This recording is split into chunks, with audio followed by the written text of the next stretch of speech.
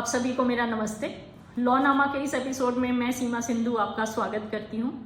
आज का मेरा टॉपिक बेहद कंट्रोवर्शियल है। 2 दिन पहले Punjab and Haryana high court के जस्टिस संदीप मुदगिल ने एक केस में एक लिव इन कपल को पुलिस प्रोटेक्शन देने से ये कहते हुए इनकार कर दिया कि उनमें से एक पार्टनर ऑलरेडी मैरिड है और इस तरीके के रिलेशनशिप्स को प्रोटेक्शन देना बिगैमी को एनकरेज करना होगा। अपनी 9 पेज की मॉरलिस्टिक जजमेंट में कोर्ट ने ये भी कहा कि इस तरीके के रिलेशनशिप्स पेरेंट्स के लिए बदनामी लाते हैं और उनके right to live with dignity को वायलेट करते हैं। हालांकि अपनी जजमेंट में कोर्ट इंडिविजुअल राइट्स पे कम्प्लीटली साइलेंट है। ये कोई स्टैंड अलोन जजमेंट नहीं है। 2021 में Simranjeet versus state of Haryana और कविता वर्सेस स्टेट ऑफ हरियाणा में Punjab and Haryana high court ने इसी तरीके के ओपिनियन दिए हैं। इनफैक्ट ऐसे ही एक केस में अब हाई कोर्ट ने ये मैटर लार्जर बेंच को रेफर कर दिया है कि इस तरीके के केसेस में क्या लीगल पोजीशन होनी चाहिए। इलाहाबाद हाई कोर्ट का भी एक ऐसा ही जजमेंट है, कविता वर्सेस स्टेट ऑफ यूपी, जिसमें कोर्ट ने उस कपल को पुलिस प्रोटेक्शन देने से इनकार कर दिया।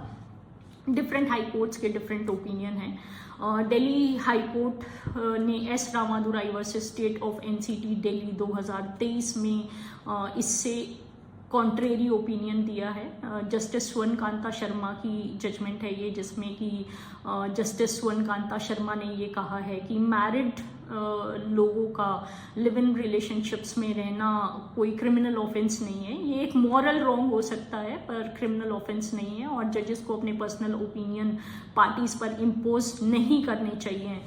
लीगली काफ़ी साउंड जजमेंट है ये। तो ड्यूअल व्यूज़ हैं डिफरेंट हाई कोर्ट्स के इस पर। उम्मीद करते हैं सुप्रीम कोर्ट जल्द ही इस ड्यूअलिटी पे एक फुल स्टॉप लगाएगा। तो ये तो थे इस केस के फैक्ट्स और उससे रिलेटेड बैकग्राउंड। अब मैं आती हूँ इस केस के लीगल एस्पेक्ट पे। Punjab and Haryana high court ने अपने ऑर्डर में ये कहा कि इस तरीके के रिलेशनशिप्स को पुलिस प्रोटेक्शन देना बिगैमी को एनकरेज करना होगा। तो ये एक इलीगल रीजनिंग है, कम्प्लीटली रॉन्ग रीजनिंग है, क्योंकि बिगैमी का जो ऑफेंस है वो ये कहता है कि जब एक already married person second marriage करता है प्रीवियस मैरिज के सस्टेन करते हुए, तो वो बिगैमी का ऑफेंस है। इस केस में वो लिव इन रिलेशनशिप्स में रह रहे थे। आपको ये बता दूं कि live in relationships are in the nature of marriage in some peculiar circumstances.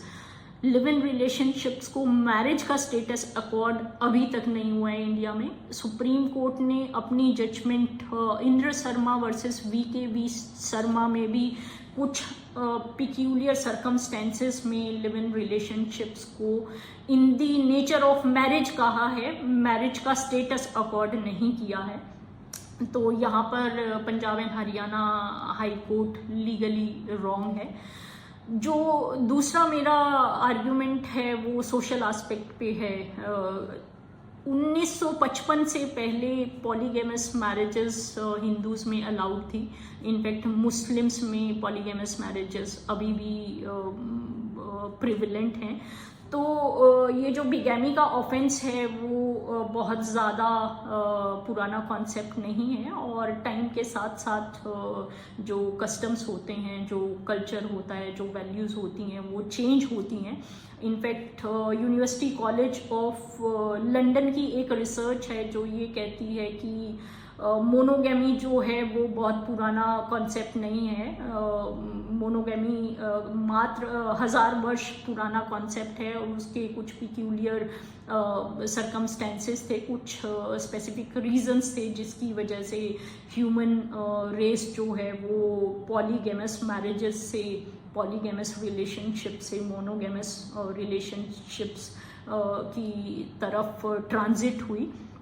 1000 वर्ष पहले की जो सोसाइटी थी उस टाइम पर सेक्सुअली ट्रांसमिटेड डिजीज़ काफ़ी प्रेवलेंट होती थी, और मेडिकल साइंस ने इतनी प्रोग्रेस नहीं की थी, और जो प्रिवेंटिव मेजर्स थी एसटीडीज से बचने की वो भी लोगों में इतनी कॉमन नहीं थी। तो उस रीजंस की वजह से नेचुरली ये ट्रांजिशन हुआ पॉलीगैमस मैरिजेस से मोनोगैमस मैरिजेस में।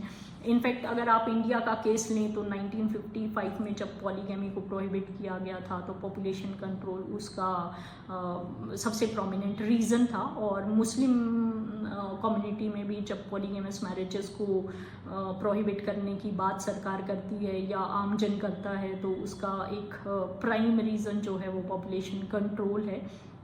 तो आप देखें तो जो उसके अंडरलाइंग रीजंस हैं वो बहुत डिफरेंट हैं। तो सोसाइटल पॉइंट ऑफ व्यू से भी ये जो आर्ग्यूमेंट है कोर्ट का वो काफ़ी डिबेटेबल है। इनफैक्ट मैंने उस पर एक आर्टिकल भी लिखा है पॉलीगैमस मैरिजेस पे, पॉलीगैमस रिलेशनशिप्स पे, आप गूगल करेंगे तो आपको मिल जाएगा। काफ़ी डिटेल्ड आर्टिकल लिखा है मैंने उस पर। जो दूसरा इसका सोशल एस्पेक्ट और लीगल एस्पेक्ट भी आप कह सकते हैं वो ये है कि जो डिवोर्स का जो प्रोसीजर है हमारी कंट्री में वो काफ़ी कम्बरसम है और वो काफ़ी प्रोलॉन्ग्ड है। अगर म्यूचुअल कंसेंट से डिवोर्स नहीं होता तो एक पार्टनर दूसरे पार्टनर की मर्जी पे डिपेंडेंट होता है और डिवोर्स लेना इज़ ऑलमोस्ट इम्पॉसिबल। तो ऐसे केसेस में अगर कोई टॉक्सिक मैरिज में या अनहैप्पी मैरिज में रह रहा है तो उसके राइट्स को कोर्ट कैसे सेफ गार्ड करे।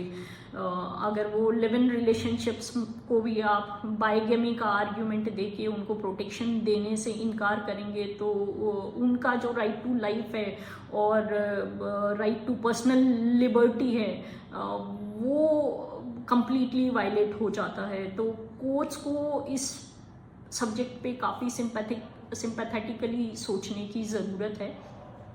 जो दूसरा लीगल एस्पेक्ट है अब मैं उस पे आती हूँ कि कोर्ट ने अपने ऑर्डर में ये कहा कि ऐसे रिलेशनशिप्स को पुलिस प्रोटेक्शन देना would be legally wrong because जो दूसरा स्पाउस है उसके जो मैरिटल राइट्स हैं वो अफेक्ट होते हैं।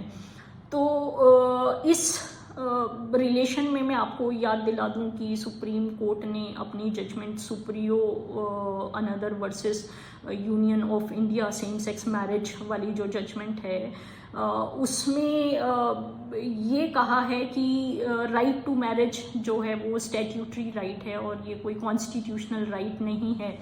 तो इस पर मेरा आर्ग्यूमेंट ये है कि जब किसी स्टैट्यूटरी राइट यानी कि rights pertaining to marriage versus fundamental right में अगर कॉन्फ्लिक्ट होता है तो लीगल पोजीशन जो है वो ये कहती है कि कॉन्स्टिट्यूशनल राइट को प्राइमेसी दी जाएगी। That's the legal established legal position.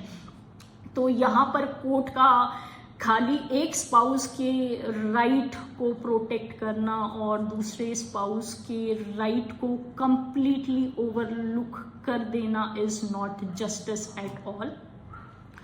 Supreme court ने इनफैक्ट शफीन जहां वर्सेस अशोकान 2018 की एक जजमेंट है उसमें राइट टू कोहैबिट को बहुत ब्यूटीफुली डिफाइन किया है। सुप्रीम कोर्ट ने उसमें ये कहा है कि pursuit of personal happiness is a part of right to personal liberty which is protected under Article 21। तो मेरा आर्ग्यूमेंट है कि जब एक पर्सन के फंडामेंटल राइट आर्टिकल 21 का वायलेशन होता है विज़ावी स्टैट्यूटरी राइट दूसरे स्पाउस के statutory right pertaining to marriage तो उसमें फंडामेंटल राइट को प्राइमेसी देना is the legal precedent, that's the legal position. और चंडीगढ़ हाई कोर्ट ने इस एस्पेक्ट पे कंप्लीटली इलीगल जजमेंट दी है ये, और इस पर लीगल पोजीशन बहुत जल्दी क्लियर होनी चाहिए। तो अब मैं आती हूँ अपने मूड पॉइंट पे। मेरा मूड पॉइंट ये है कि इस तरीके के केसेस में जुडिशरी को अपना जुडिशियल रेस्ट्रेन मेंटेन करना चाहिए। और जैसा कि जस्टिस स्वर्ण कांता ने अपनी जजमेंट में कहा कि जजेस को अपने पर्सनल ओपिनियन पार्टीज पर इम्पोज नहीं करने चाहिए, बिकॉज मॉरलिटी काफ़ी सब्जेक्टिव इशू है। जैसा कि शेक्सपियर ने कहा कि व्हाट इज राइट और wrong is the thinking which makes it so. तो ये काफ़ी सब्जेक्टिव इशू है। और एक टॉक्सिक मैरिज हेल्प्स नन। एक अनहेल्दी मैरिज जो है वो उस रिलेशनशिप में किसी को भी खुशी नहीं देती। तो कोर्ट को और सरकार को इस सब्जेक्ट पे काफ़ी सिंपैथेटिकली सोचने की ज़रूरत है। जो दूसरा मेरा जो पॉइंट है वो ये है कि सरकार को और कोर्ट को डिवोर्स लॉज को काफ़ी लिबरल करने की ज़रूरत है। अभी जो हमारा जो डिवोर्स का सिस्टम है वो फोर्थ थ्योरी पर बेस्ड है, जिसमें कि आपको डिवोर्स लेने के लिए अपने पार्टनर की गिल्ट या उसके फॉल्ट को इस्टेब्लिश करना पड़ता है। या फिर दूसरा तरीका है म्यूचुअल कंसेंट, जो कि बहुत रेयरली होता है। दूसरा स्पाउस आउट ऑफ विंडिक्टिवनेस या किसी और रीज़न की वजह से डिवोर्स के लिए अग्री नहीं करता, तो you are always at the mercy of the other spouse. तो इट्स हाई टाइम सोसाइटी जिस स्पेस पर प्रोग्रेस कर रही है, इट्स हाई टाइम कि हमारे देश में भी no fault theory of divorce का कॉन्सेप्ट हो। No fault theory of divorce ये कहता है कि आपको अपने स्पाउस की गिल्ट या फॉल्ट प्रूव करने की ज़रूरत नहीं है, और मात्र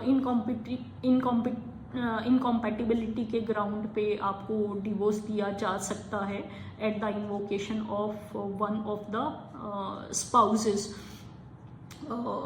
तो ये जो सिचुएशन है वो काफ़ी